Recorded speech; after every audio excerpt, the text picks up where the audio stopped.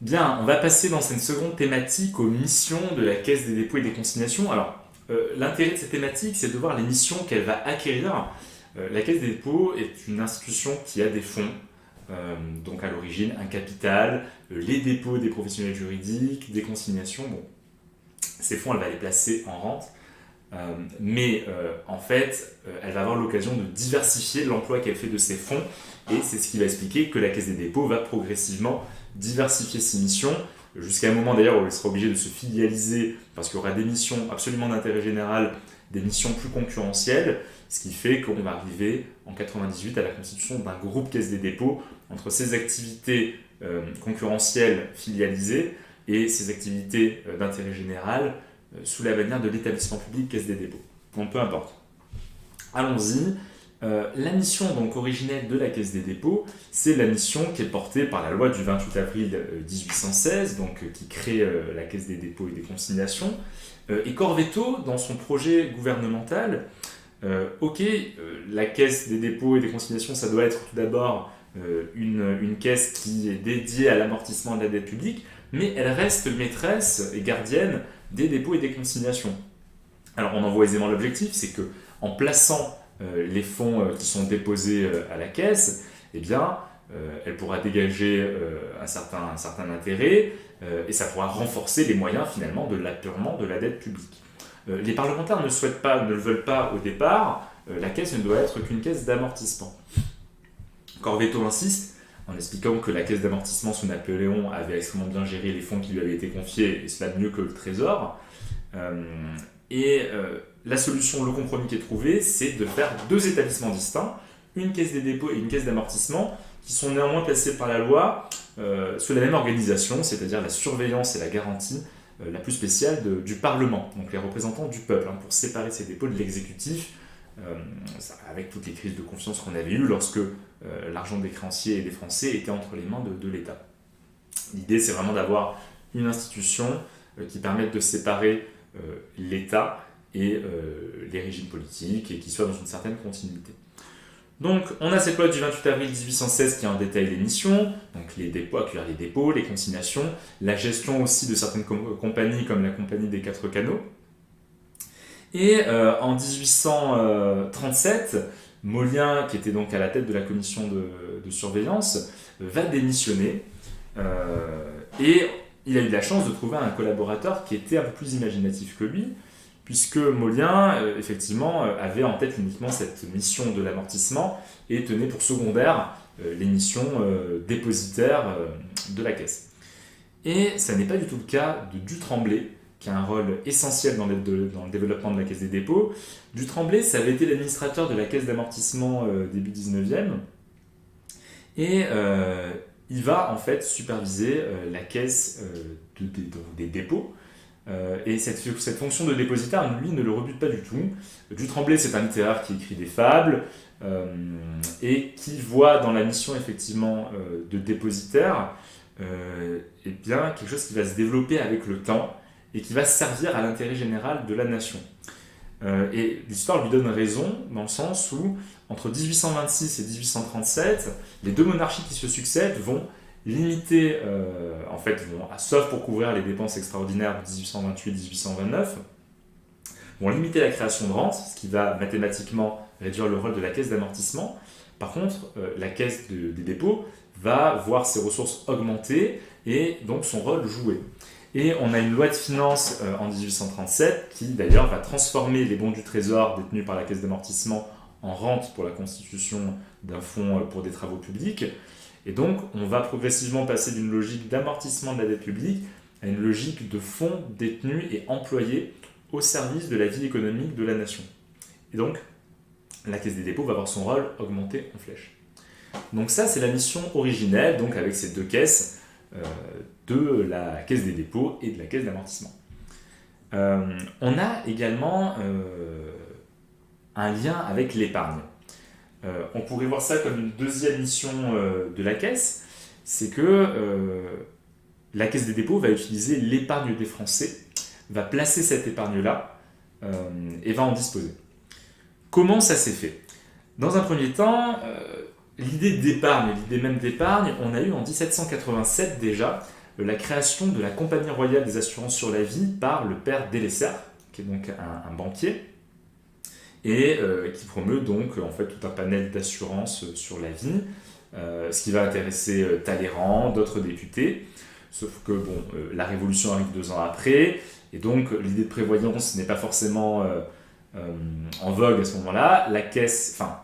La compagnie est dissoute en 1793, et en 1818, c'est le fils Delessert, cette fois, qui, avec le duc de la Rochefoucauld, va proposer à Louis XVIII la création des caisses d'épargne, donc dans un hôtel particulier parisien, et Louis XVIII va accepter, donc sous la forme d'une société anonyme. La même année, en 1818, alors je vous explique la création effectivement des caisses d'épargne parce que tout cela va rejoindre bientôt la Caisse des dépôts. En 1818, on crée également le livret épargnant, donc qui est l'ancêtre du livret A, sur lequel sont inscrits les versements, les prélèvements, entre autres. Dans les années 1830, les caisses d'épargne vont demander à ce que les fonds soient garantis par l'État. Et l'État va accepter en instituant, donc en assurant le dépôt de ces fonds au Trésor public et en confiant leur gestion à la Caisse des dépôts. Et en 1837, les parlementaires vont aller jusqu'à demander que les fonds récoltés par les caisses d'épargne départementales soient en fait centralisés et employés par la Caisse des dépôts qui va les placer. Et cette centralisation de l'épargne auprès de la Caisse des dépôts, elle va être étendue dans les années 1880 au livret postal, déployé donc par l'administration postale, et progressivement sur tous les nouveaux produits d'épargne qui seront proposés, y compris au XXe siècle, au XXIe. Donc aujourd'hui, le LDDS, le livret d'épargne populaire, entre autres. Pourquoi on a fait cette centralisation à la Caisse des dépôts ? C'est tout simplement parce que l'État a voulu que l'épargne des Français soit sécurisée dans un établissement qui ne pourrait pas faire faillite comme une banque ou ne pourrait pas faire défaut comme l'État. Et donc, il était tout à fait logique, un petit peu dans la même logique que l'apurement de la dette publique, que ces fonds soient centralisés dans l'institution de confiance que représente la Caisse des dépôts. Et aujourd'hui, l'épargne des Français continue d'être centralisée à la Caisse des dépôts à hauteur de 59,5% il y a quelques temps. Alors, il faudrait vérifier si c'est toujours ce taux-là. Mais dans une direction donc, qui s'appelle le fonds d'épargne, qui est séparé comptablement, pas forcément dans la présentation, mais en termes de section, elle est bien séparée, avec des standards de qualité et de garantie quant à cette épargne. Simplement parce que c'est intéressant, l'idée c'est de faire aussi des allers-retours entre les missions qu'elle a acquises et ce qui se passe aujourd'hui. Aujourd'hui, pour l'épargne, comment ça se passe ? Eh bien, il y a 55 millions de Français qui ont un livret A, à peu près avec une moyenne de 4 800 € dessus. Le taux donc, de l'épargne, en 2015, on était passé à un taux historiquement bas de 0,75%. Bruno Le Maire a revu la méthode de calcul en 2020 à partir de l'inflation, à partir des taux Ester, EONIA, donc les taux interbancaires européens. Et en fait, ce sont les banques donc, qui collectent l'épargne des Français. Et on a une centralisation, donc selon l'Observatoire de l'épargne réglementée, je crois que c'était 59,5% en 2019, est-ce que ça a évolué depuis, il faudrait le vérifier. Mais 59,5% de cette épargne-là va à la Caisse des dépôts. La Caisse des dépôts rémunère les établissements bancaires pour la collecte qui font de l'épargne. La Caisse des dépôts rémunère l'épargne au taux effectivement dont on parlait, défini par la nouvelle méthode de Bruno Le Maire. Et il s'avère que les autres, du coup 40%, restent auprès des banques qui rémunèrent la partie en question. Il y a eu des décrets pour éviter la surcentralisation lorsque l'épargne devient vraiment abondante, ce qui coûterait à la caisse énormément. Et en fait, il faut savoir que lorsque le taux de rémunération de l'épargne baisse, c'est plutôt intéressant pour les banques commerciales dans la mesure où elles rémunèrent du coup moins l'épargne qui leur revient, donc les 40%. Mais par contre, la commission qui est versée par la Caisse des dépôts pour la collecte de l'épargne reste la même. Donc il y a cet effet ciseau qui est intéressant. En dehors de ça, pour l'épargne des Français, bon évidemment sous le Covid, on a vu ce phénomène d'augmentation de l'épargne, notamment par les ménages les plus riches, puisque en termes de composition de la consommation, Les ménages les plus riches consomment plutôt des services, et donc avec le Covid, moins de services, alors que les ménages les moins aisés continuent de consommer et d'acheter des biens et des produits. Bon voilà, en tout cas quelque chose d'assez intéressant sur l'épargne. On y reviendra sur l'organisation comptable de la Caisse des dépôts. Mais voilà, en tout cas la gestion de l'épargne, une deuxième mission essentielle de la Caisse des dépôts. On va avoir ensuite tout ce qui concerne l'immobilier au sens large dans l'histoire de la Caisse des dépôts. Alors quand je dis immobilier, c'est tout ce qui est patrimoine en général. On va commencer par le fait qu'en en 1822, on a le ministre Joseph de Villèle, donc ministre de l'économie qui deviendra d'ailleurs Premier ministre, très conservateur dans l'âme, bon, peu importe. Il va demander à la Caisse des dépôts de financer le port de Dunkerque, aujourd'hui troisième port français, et la Caisse des dépôts va accepter. On avait eu déjà une première demande d'une municipalité en 1819, la ville de Poissy, mais les conditions et les garanties n'étaient pas suffisantes par rapport aux fonds publics qu'allait prêter la Caisse et qu'elle détenait.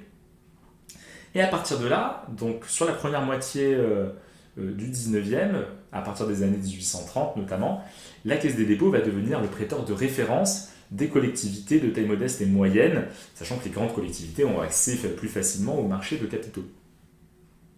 Une problématique qui va se poser, c'est que face à l'insuffisance des intermédiaires traditionnels comme les notaires, face à l'absence d'un marché hypothécaire véritablement organisé, la Caisse des dépôts va avoir l'idée de créer un établissement qui pourrait faire des prêts sur hypothèque en 1849. Le projet n'aboutit pas, mais tout de même les pouvoirs publics retiennent cette idée et ils vont constituer le Crédit foncier de France en 1852, qui sera donc chargé de faire des prêts sur hypothèque. Et de là, on a une distinction entre la Caisse des dépôts qui va prêter aux collectivités donc de petite taille ou moyenne, et le Crédit foncier qui va prêter aux collectivités de taille plus établie. Et à partir de là, l'État va commencer à envisager, à vouloir s'inscrire dans l'espace sur l'aménagement du territoire. Et il va y avoir d'autres caisses qui vont naître. Je pense par exemple à la caisse de construction des maisons d'école en 1878, parce que l'école était obligatoire depuis Jules Ferry 1816, si je ne dis pas de bêtises, à vérifier.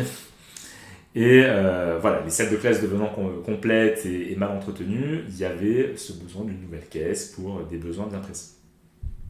Après, sur la question du logement, notamment à vocation sociale, il faut attendre la fin du siècle, en fait, pour que la Caisse des dépôts y arrive, puisque ce qui avait mis en avant cette question-là, c'était la révolution de 1848, la révolution de février, qui avait mis en avant la question sociale des ouvriers, le besoin de logement pour les ouvriers.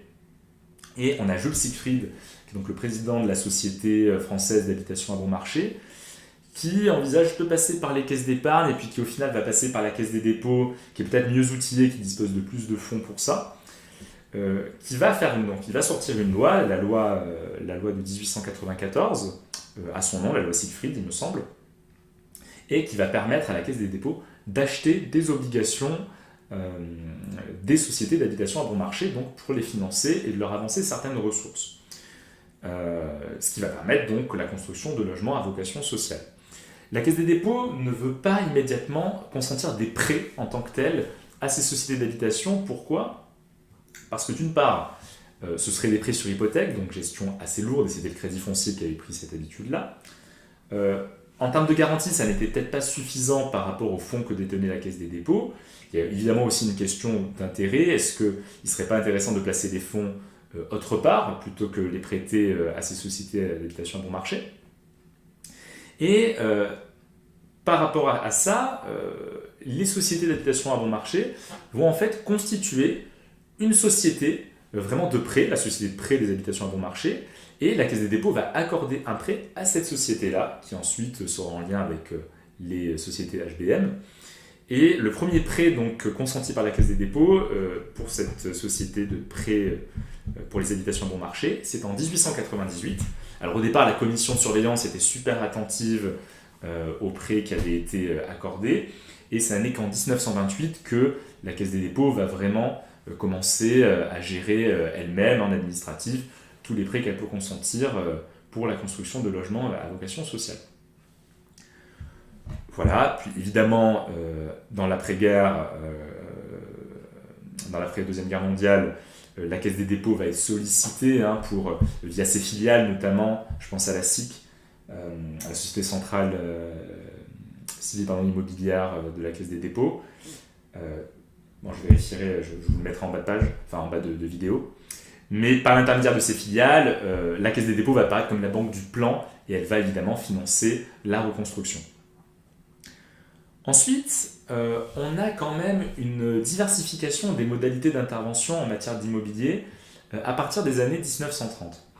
Pourquoi ? C'est que à partir de 1930, on a une disposition législative qui permet aux institutions de prévoyance, dans laquelle on intègre la Caisse des dépôts, d'investir dans l'immobilier. Donc une dimension investissement cette fois, pas prêt. Et la Caisse des dépôts va pouvoir employer ces fonds, les fonds qu'elle détient et qu'elle voudrait bien placer, dans l'acquisition d'immeubles de rapport, ce qui est beaucoup plus intéressant d'ailleurs que des placements financiers avec un marché financier en 1930 à l'agonie. Et donc, la Caisse des dépôts va commencer à acquérir des immeubles et des terrains pour bâtir des immeubles à Saint-Cloud, à Boulogne, etc. Elle va acquérir des immeubles qu'elle mettra ensuite à disposition des ministères, par exemple le ministère des Finances, à l'étranger pour les besoins du MAE. Et donc, elle va diversifier son portefeuille en faisant l'acquisition de biens immobiliers. Et donc, ce sont des investissements qu'elle va perpétuer après la Deuxième Guerre mondiale également. Il y a aussi, on a cette histoire assez large de l'immobilier, il y a des prêts aux collectivités, il y a une dynamique d'investissement également. Notre mission de la Caisse des dépôts qui s'est affirmée dans l'histoire, ce sont les prêts et le soutien aux entreprises. On a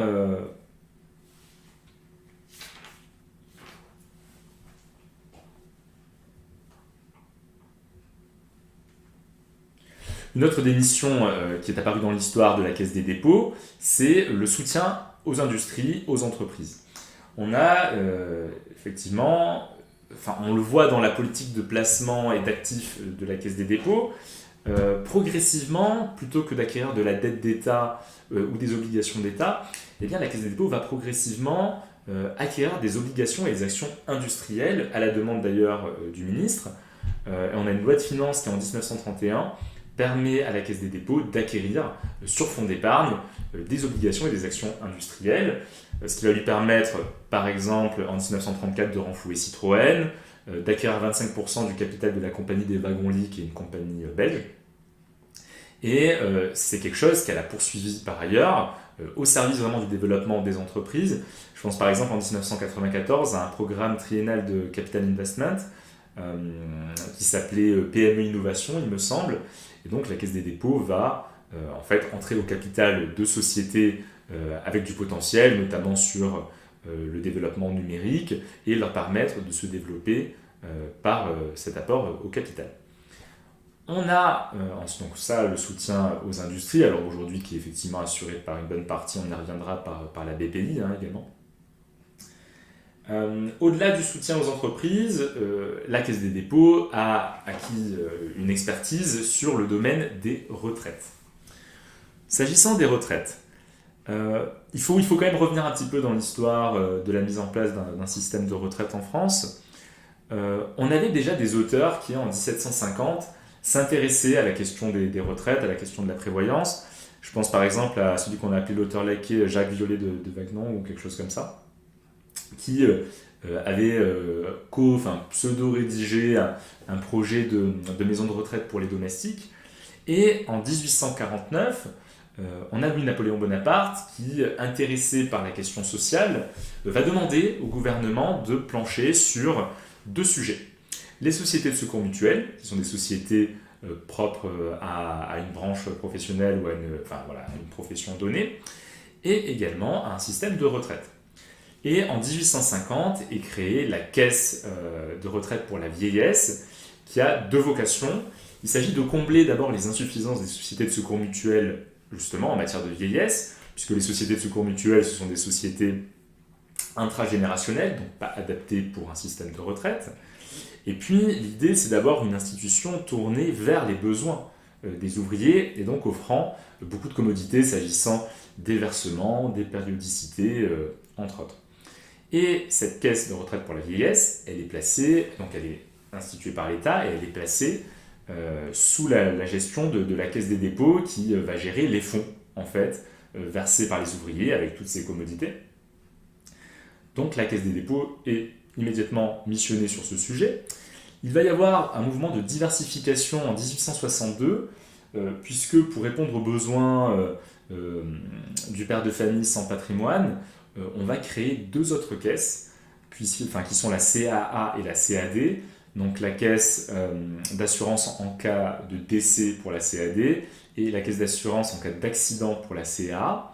Et pareil, ces caisses seront sous la gestion de la Caisse des dépôts et consignations, avec l'idée de faire profiter donc de la prévoyance à un public prolétaire. Voilà pour les retraites. On s'aperçoit quand même que tout au long du 19e siècle et puis du 20e, il y a une mosaïque de régimes de retraite qui vont naître, donc très diversifiés, qui seront réintégrés en 1945, donc au moment de la réorganisation, soit au régime général, soit à des régimes spéciaux. Et les caisses de retraite départementales seront en fait liées à la Caisse des dépôts qui gérera les fonds récoltés par ces caisses de retraite départementales. Donc il y a une expertise qui est véritablement historique côté Caisse des dépôts sur la question des retraites. Aujourd'hui, la Caisse des dépôts gère la retraite d'un Français sur 5. En tout cas, c'était le cas au moins jusqu'en 2019, c'est peut-être plus maintenant. Elle gère 5 gros régimes. Alors par exemple, la retraite des fonctionnaires issus de la fonction publique territoriale et de la fonction publique hospitalière, celle des l'IRCANTEC, les contractuels de la fonction publique, le régime des mines, certains régimes complémentaires également. Sur le sujet des retraites, on a également la gestion du FRR, le Fonds de réserve pour les retraites, depuis 2001, et la gestion de fonds de solidarité plus spécifiques, comme le FIPHP, donc le Fonds d'insertion pour les personnes handicapées. La Caisse des dépôts, depuis 2006, on s'occupe de recueillir les prestations des employeurs lorsqu'ils ne respectent pas les quotas en la matière. On a depuis 2014, avec la loi sur la formation professionnelle, le compte personnel de formation, avec donc une réforme en 2018. La Caisse des dépôts avait développé une application mobile extrêmement rapidement, gère les comptes usagers, recueille donc les versements des employeurs, procède au catalogage sur l'application, sur le site. Et puis plus globalement, la Caisse participe au débat sur les retraites via la publication via plusieurs publications, et CNP Assurance qui dépend donc de la Caisse des dépôts et qui est issue de la fusion en 1939, si je ne dis pas de bêtises, de la CNAA et de la CNAD dont on parlait tout à l'heure. À côté du sujet des retraites, une autre mission, alors cette fois originelle, c'est la gestion des fonds protégés par la loi. Il y a d'une part la partie banquier service public de la justice. Les fonds des clientèles notariales sont tous domiciliés à la Caisse des dépôts. On a voulu les séparer des frais de fonctionnement des études pour isoler ces fonds vraiment appartenant aux clientèles des notaires sur 2 comptes selon la durée de détention sur le compte bancaire. Depuis 1985, ça concerne d'autres professionnels juridiques comme les administrateurs et les mandataires judiciaires.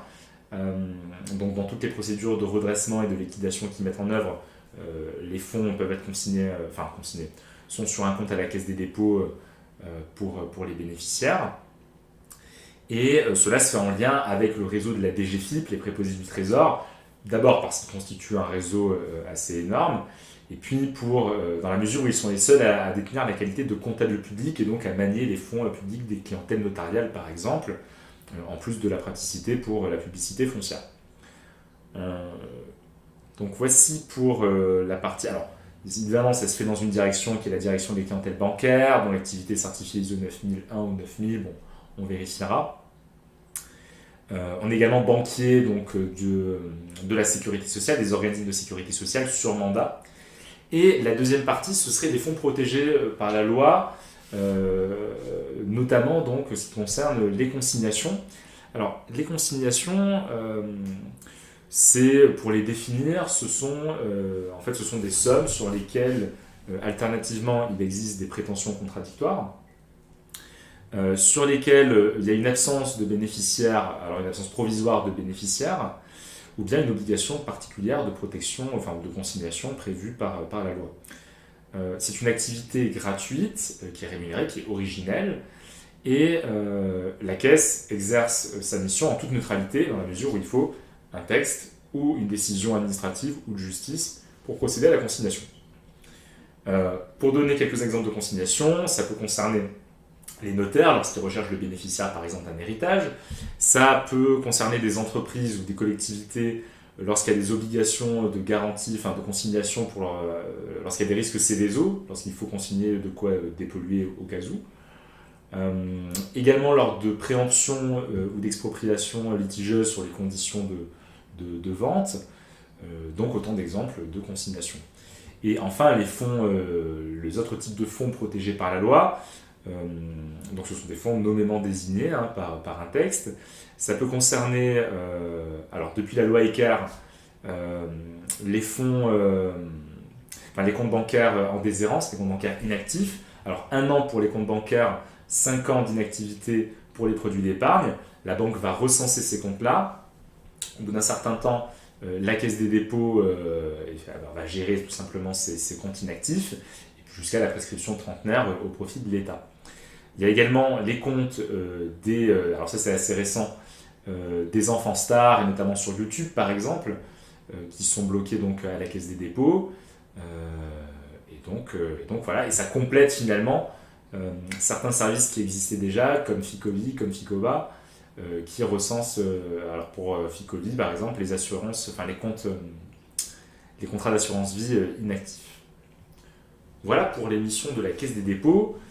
Ce qu'on voit, c'est que ce sont des missions qui se sont diversifiées avec le temps, qu'elle a acquises à la demande donc, de l'État et conformément aux besoins de l'économie. Il y avait effectivement ces dépôts qui pouvaient être utilement placés.